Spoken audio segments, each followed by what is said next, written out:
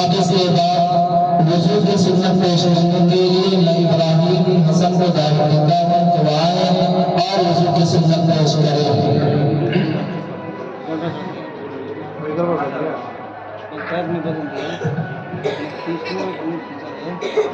ठीक है ना, करो नहीं ना।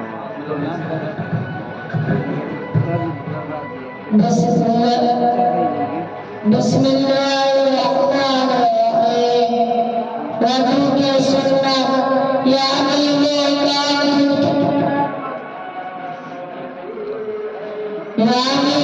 काम जिनके बगैर वजू